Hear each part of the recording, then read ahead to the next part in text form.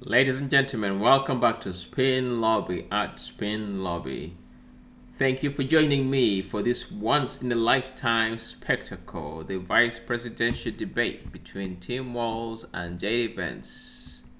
Oh, wait, I'm sorry, did I say debate?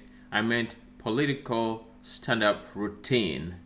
On one side, we have Governor Tim Walz, Mr. Minnesota Nice himself, the guy who probably apologizes when you bump into him. He's here to remind us that while Minnesota has 10,000 lakes, it also has 10,000 ways to make you feel guilty for not recycling that plastic bottle. Wall's entire platform is built on the idea that if we all just drink enough fair trade coffee and raise taxes by 0.3%, everything will work out.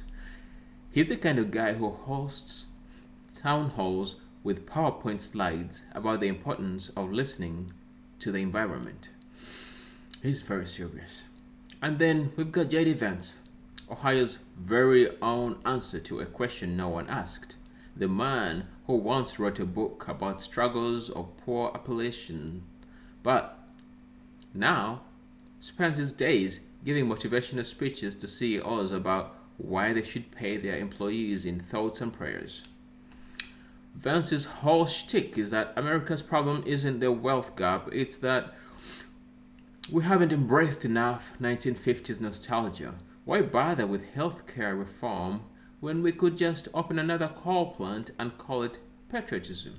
Now, Walz opens his monologue with a classic Minnesota is a beacon of progressive hope.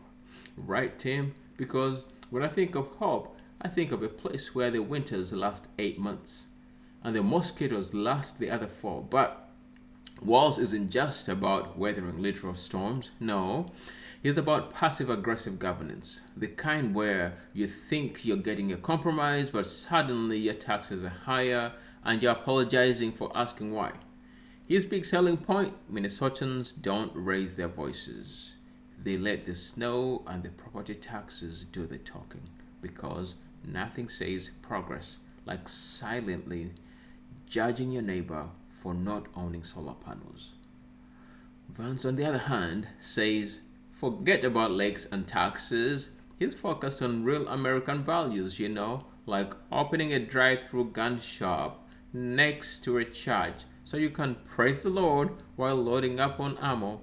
He claims that billionaires are the true heroes because they create jobs, which is just another way of saying, I hope you enjoy cleaning yachts, because that's all we've got left.